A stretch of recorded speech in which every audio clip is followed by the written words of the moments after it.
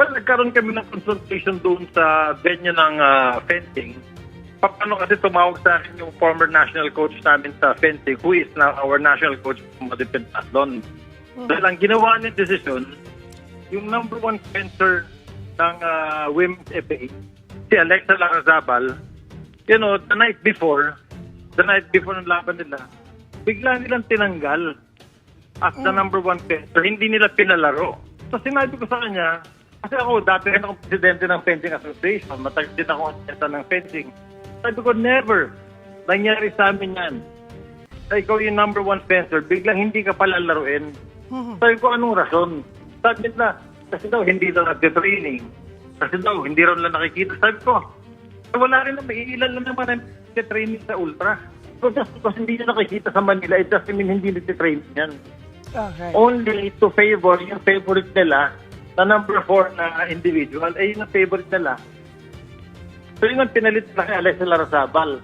So, ano nangyari? Pagdating kahapon, individual, wala rin, talo rin yung pinalit nila.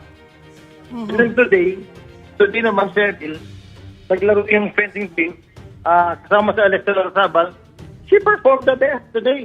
Kaya ako nagagalit kasi ang sama ng decision taking ng presidente na Sir Nick ako. Ba't kasi hindi rin talaga atleta yan. Alam mo yung klaseng decision making. Kasi lumapit sa akin, nakatayo lang ako eh. Opo.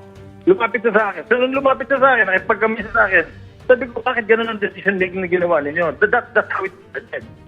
Hindi ko nakita yung video eh.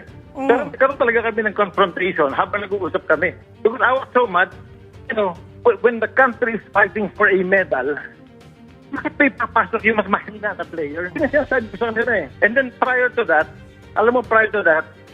months before that, binubuli nila ito si Alexa.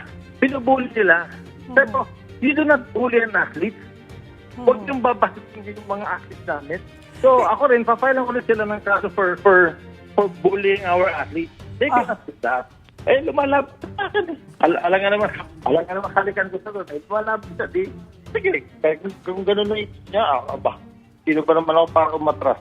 It is right to file a complaint. Walang problema because ako, I am also filing a complaint for emotionally hurting my athlete. Atleta namin yan eh. Pinuruan namin eh. You know, we spent money para gumaling yung atleta namin tapos mapususin yan ng gano'n. Hindi nila palalakuin.